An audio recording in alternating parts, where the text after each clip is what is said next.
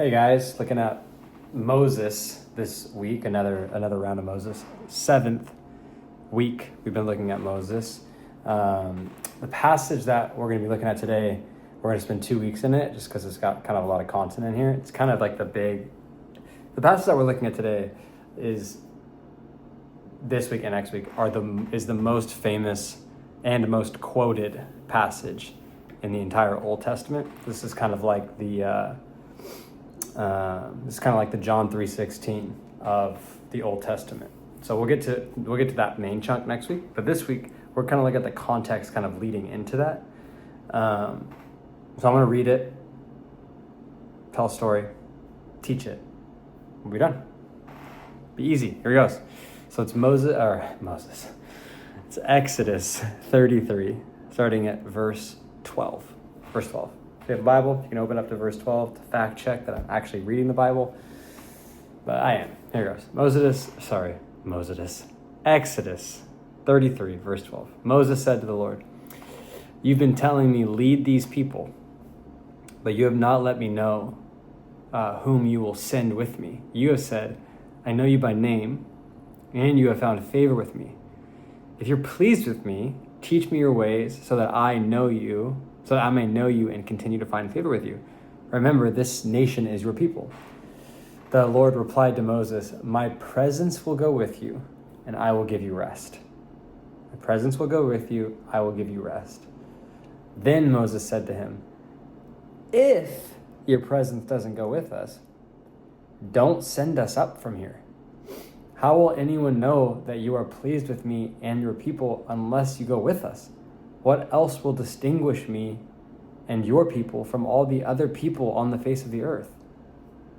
And the Lord said to Moses, "I will do the very thing you have asked, because I am pleased with you and I know you by name." And then Moses said, "Show me your glory." So I'll pause there because the "show me your glory" part is leading into next week. Moses is getting a little greedy. Not greedy really, but he got his first request from God, so then he asked for another one, which is "show me your glory," which we'll see next week. But the first one, I love this passage. I was just reflecting on my life recently, and I was thinking about all of the things that I decide to do, right? Get married, have children, work for the church, like side projects, whatever. I like to play golf, so it's like a hobby of mine is playing golf. I do like side stuff with like media and video, stuff like that. So I do a little bit of like golf media, but then also some like branding stuff and media kits. I got my tentacles out, you know what I'm saying? I do some photography on the side. Obviously my primary main thing is our church and leading people, leading the staff and stuff like that. But I was reflecting on how I make a lot of decisions just because I want to do them. So for example, it's like just recently, separately from the church, I was asked to be a part of this rebrand project for a company, like a business down in San Diego. And the reason I said yes was just because I wanted to do it. I wanted to be a part of it. There was no like substantial reason. And I will say that it ended up having all these little God moments in there because I'm looking for them. But I noticed that I will just say yes to things just because I want to say yes to them. I don't think that's entirely bad. But I want you to notice Moses' response about going places and doing things. He says this: "If your presence does not go with me, then I don't want to do it." Like that, because God says to him, "My presence is going to go with you wherever you go." And Moses says, "If it doesn't go with me, I don't want to be a part of it." And I even like this earlier section too, where he says, you need to come with us, because if you don't come with us, what is going to distinguish us from the rest of the people? See, there's a direct correlation here, and the correlation is, if you don't have the very presence of God with you, then you don't look different. You won't look different. You won't be set apart. You won't be holy. You won't look like what you're supposed to look like when you go do your other stuff. Go do your things. So, obviously, when I got married, and I'm sure when this happened with you, when you got married, if it was like a very Christian wedding, maybe not. But for us, it was like we got married in the presence of our family, and most importantly, in the presence of God. And in the presence of God, we made a decision that said that we wanted God's presence to lead and go before us in marriage. And I took that and I was like, okay, that's great for my marriage. And then I compartmentalized that with even some of the things for my family, right? Having a baby, that lead up time, 9 months into birth, have the baby, and then kind of this prayer over my family, which is like, Lord, this is our child. Literally, this is mine and my wife's, and also he's your son. So this is an all skate, and your presence needs to go with us.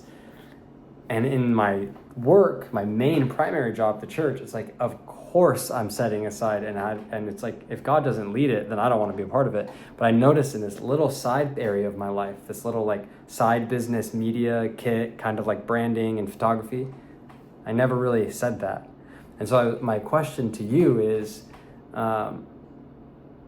when with your work or your family or kids, hobbies, side things, whatever it is, have you consciously made the decision to say, if your presence doesn't go with me, then don't let me do this? If your presence isn't with me, and another way to put this is this: if your blessing isn't on it, if your favor isn't there, maybe another way is, if I don't feel a clear sense from you that I should be doing this thing, if any of those questions line up in the area of my life that I'm living and I'm doing it, then I don't want to do it. And the reason why is this: if you look at what he says, it's so important. How else will we be distinguishable? How else will we be distinguishable if you're not with me? So think about, just like practically pull that into every situation of your life. Obviously, God wants to be in your marriage, right? So it's 100% yes, God 100% wants to be in your marriage. If God's presence isn't so obvious in your marriage, how will it look different than all the other marriages around here? And kind of like pull that into like I just drove by Primo's the other day. It's like Primo's is like the hub, like high school football. It's a freaking vibe. Like every time Friday night, it's like, or every game that you can imagine, it's like, it's a vibe there. And there's young families, there's older couples, everyone you can imagine. And I was just and just think about that whole scene and how all of these people, and I want to be a part of that, right? I'm sure you do too. It's like a great vibe.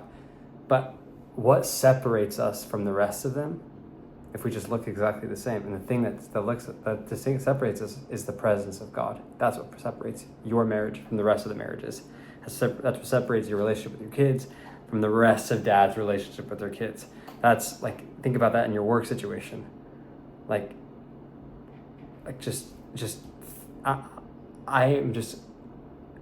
It's so obvious to me when someone has the presence of God clearly displaying outward from them in like a work environment. It's just like clear to me. I remember years ago working for Costco as like a retailer. It's like, you want to talk about like a barren wasteland of Christianity. I'm sure it looks like a lot like your businesses and places where you work, where it's just like, yeah, people are Christians, some people aren't, but mostly they're not.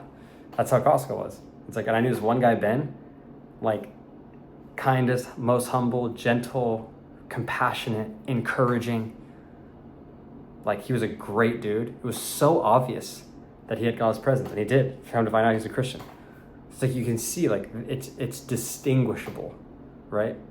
And so all that to say, I want to leave you with this, is I want you guys in your own groups to consciously have a conversation about the relationships you're in, marriage, kids, whatever, girlfriend, whatever, your jobs, your hobbies, right? Whether that's sports practices with your kids or your own softball league or whatever you do, you know what I'm saying? Like, have a conversation, like, what would it look like if God's presence was with me when I was there? And what I mean by that is you kind of omit God's presence because of time spent with him and his, like, you know, and you're interacting with him while you're there, and you're experiencing different things with people. And does that make sense?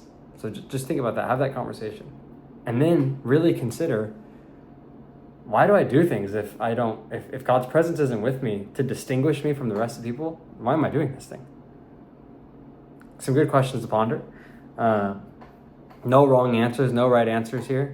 I just want you guys to have an open conversation to think about this kind of stuff. All right.